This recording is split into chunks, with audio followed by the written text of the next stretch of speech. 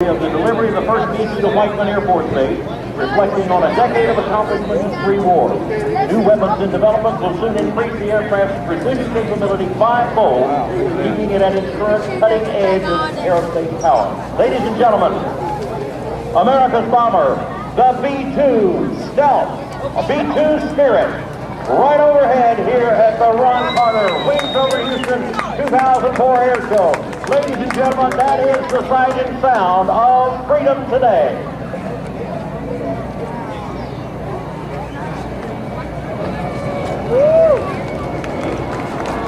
You'll notice the very unusual configuration of the airplane. Actually, it's a flying wing very much like what Jack Northrop designed back at the very end of World War II. This aircraft is